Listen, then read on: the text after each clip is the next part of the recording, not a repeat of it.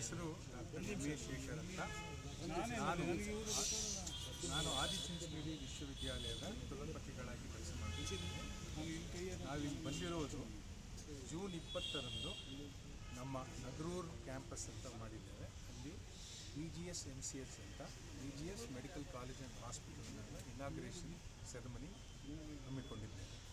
ಅದಕ್ಕೆ spiritual leaders ಬಹಳಷ್ಟು ಜನ ಬರ್ತಾ ಇದ್ದಾರೆ. ನಮ್ಮ ಪೊಲಿಟಿಕಲ್ ಲೀಡರ್ಸ್ ಅಂತ ಹೇಳಬಾರ್ದು, ಲೀಡರ್ಸ್ ಆಫ್ ನೇಷನ್ ಅನ್ನೋದು ಅವರು ಬಹಳಷ್ಟು ಜನ ಬರ್ತಾ ಇದ್ದಾರೆ. ಅದರಲ್ಲಿ ಮುಖ್ಯವಾಗಿ ಶ್ರೀ ಅಮಿತ್ ಶಾ ಜಿ ಅವರು ಚೀಫ್ ಗೆಸ್ಟ್ ಆಗಿ ಇನಾಗ್ರೇಷನ್ಗೆ ಬರ್ತಾರೆ. ಜೊತೆಗೆ ಶ್ರೀ HD ಕುಮಾರಸ್ವಾಮಿ ಅವರು ಮತ್ತು ನಮ್ಮ ರಾಜ್ಯದ ಮಂತ್ರಿಗಳೆಲ್ಲರೂ ಬರ್ತಿದ್ದಾರೆ. ಮುಖ್ಯ ಆಬ್ಜೆಕ್ಟಿವ್ ಅಂತ ಹೇಳಬೇಕು ಅಂದರೆ, ಈಗ ಮೆಡಿಕಲ್ ಕಾಲೇಜ್ ನಡೆಸೋಣ, ಎಲ್ಲರಿಗೂ ಡಾಕ್ಟರ್ ಮಾಡಬೇಕು ಅಂತ.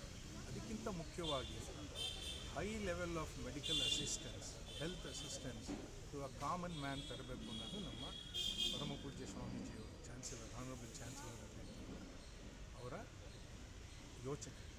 ಯಾತಕ್ಕೆ ಅಂದರೆ ಇವತ್ತು ಒಂದು ಸೀರಿಯಸ್ ಹೆಲ್ತ್ ಕಾನ್ಸಿಕ್ವೆನ್ಸ್ ಒಂದು ಸಲ ಒಂದು ಗಂಭೀರವಾದ ಹೆಲ್ತ್ ಕಾನ್ಸಿಕ್ವೆನ್ಸ್ ಅಂತ ಹೇಳ್ತೀವಲ್ಲ, ಹಾರ್ಟ್ ಅಟ್ಯಾಕ್ ಆಗಲಿ ಏನಾದರೂ, ನಿಮ್ಮ ಸಹಾಯನೂ ಬೇಕು ಅಂತ ನನ್ನ ಅಭಿಪ್ರಾಯ.